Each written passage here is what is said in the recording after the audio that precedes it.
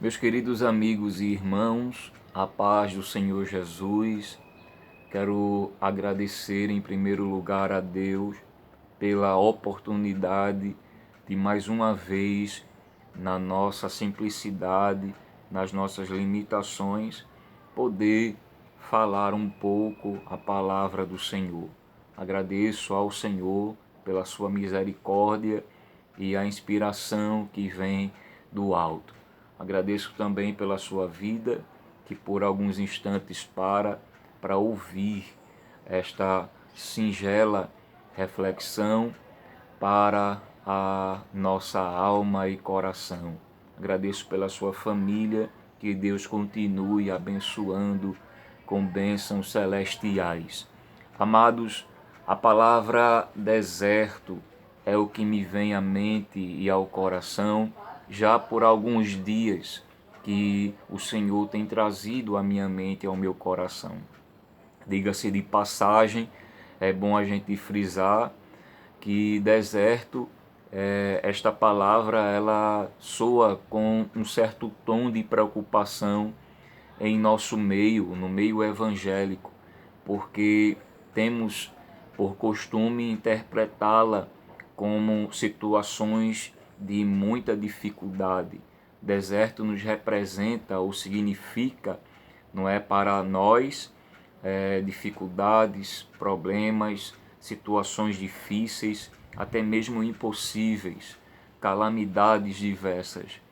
Mas o nosso dicionário, ele fala, não é, semelhantemente a essa linha de raciocínio, o dicionário diz que deserto é uma área extremamente árida, seca, com pouquíssima produtividade ou quase zero de produtividade. Não há perspectiva de vida no deserto. O sol é escaldante, não é, o calor predominante, não é, é uma situação completamente difícil, não é, até mesmo de se conviver ou viver ali neste determinado lugar. Na Bíblia Sagrada, eu quero convidar a você, se você pode, a abrir juntamente comigo, como de costume, em Oséias capítulo 2, o versículo de número 14, somente este versículo, que diz assim: portanto, eis que eu a atrairei e a levarei para o deserto, e ali lhe falarei ao coração. Amém.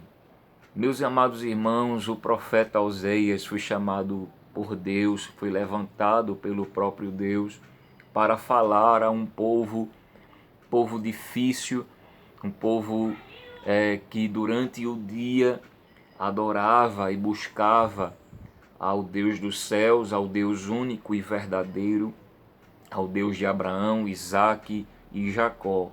Mas em alguns momentos das suas vidas ou da sua trajetória se inclinavam também ao Deus pagão, falso, por nome de Baal. E Deus que não divide a sua glória com ninguém, Deus que não perde os seus escolhidos, os seus filhos, aquele que ama, Deus não perde ninguém de vista. Deus, ele cria uma série de situações a partir de o nosso irmão Oséias sentir em sua própria pele o que o próprio Deus estava sentindo em relação a essa infidelidade de Israel, do seu povo, para com Deus. Deus dá uma ordem um tanto dura a Oséias, porque afinal de contas o profeta, ele não apenas é aquele que fala em nome de Deus, mas muitas vezes, ou na sua maior totalidade, ele sente o que o próprio Deus está sentindo em relação a alguma situação. A Oséias, ele experimentou a infidelidade na sua pele. Não é? Deus cria uma série de circunstâncias e situações que eu não quero aqui falar, mas a partir do capítulo 1 por diante, você pode conferir isso na sua Bíblia. Oséias ele vai experimentar o que é ser traído, o que é a infidelidade. Deus estava experimentando a infidelidade do povo no âmbito espiritual. Adorava a Deus durante o dia, o povo, e à noite este mesmo povo inclinava-se a Baal. E Deus ele vai criar agora uma situação. Deus ele sempre levanta alguém para orientar, para não apenas abençoar, não apenas promover milagres, curas, tudo para a glória do seu nome, mas também Deus orienta, Deus adverte, Deus exorta, não é?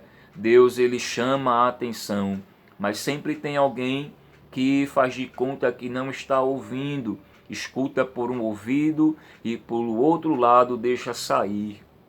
E Deus, ele, como um bom pai, ele tenta ou vai corrigir agora para trazer para perto de si aquele que está se distanciando e seguindo por seus próprios caminhos e conselhos.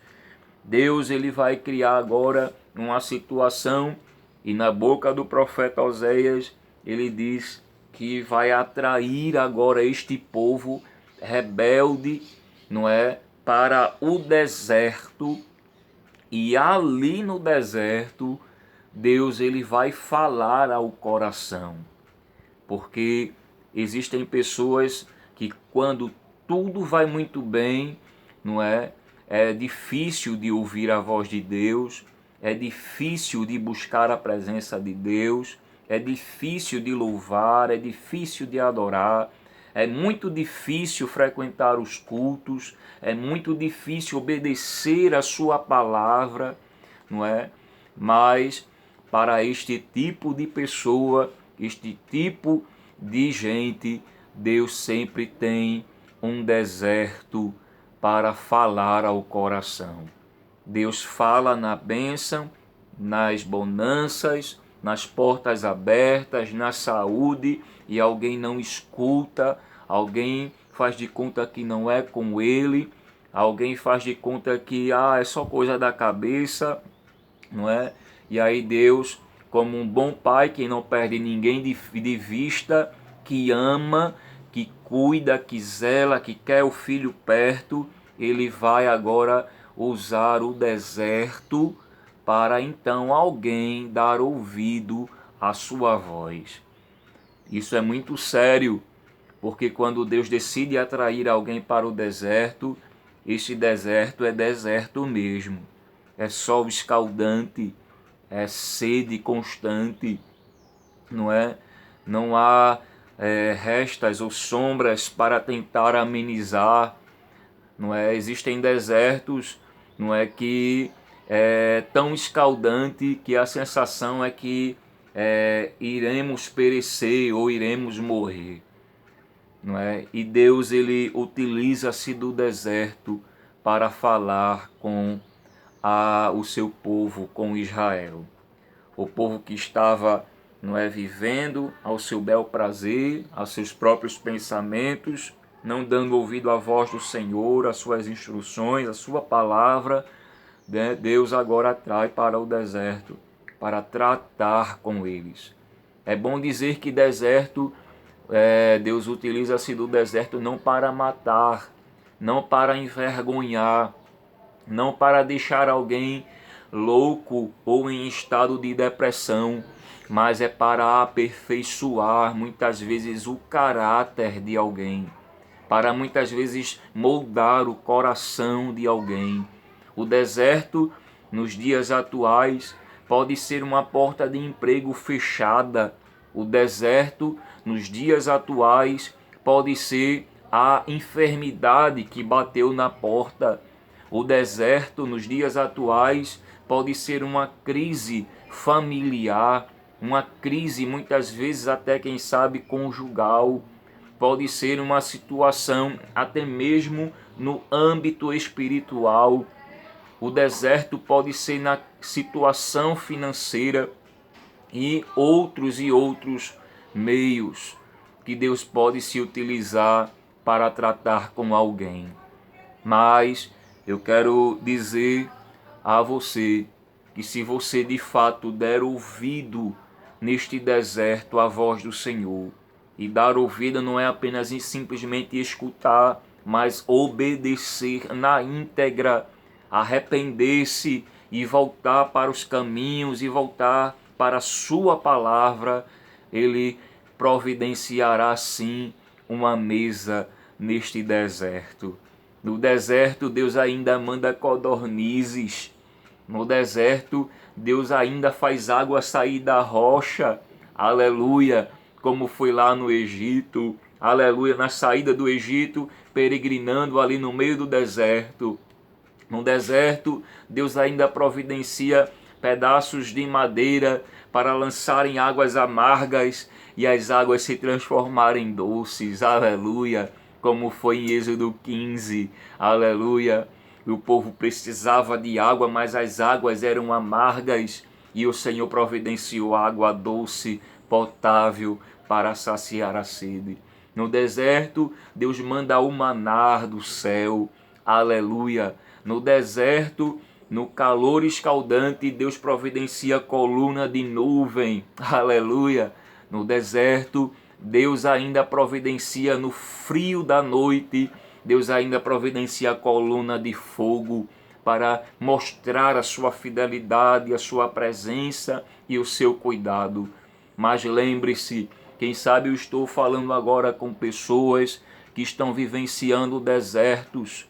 Calma, quem sabe esse deserto aí foi Deus mesmo que providenciou para trazer você um pouco mais para perto dele, para você ouvir melhor a sua voz.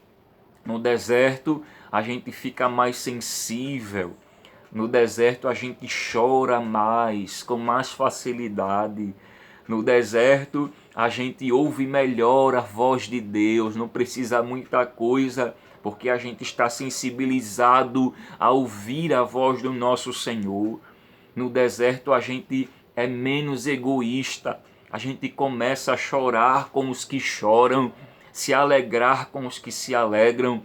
No deserto, a gente quebranta mais o coração, a gente aprende a agradecer mais. No deserto, a gente aprende a glorificar, aleluia, e a crer na providência de Deus. Aleluia. Extraia experiências boas e positivas nesse deserto. Absorva um aprendizado nesse deserto. Deus está te moldando, Deus está te aperfeiçoando, Deus está te firmando na sua presença, porque Ele não quer você distante dEle. Aleluia. Glórias ao nome do Senhor Jesus. Fique em paz, em nome de Jesus. E desde já queremos mais uma vez agradecer pela tua vida. Receba esta palavra de Deus para a tua vida e a tua alma, em nome de Jesus. Amém.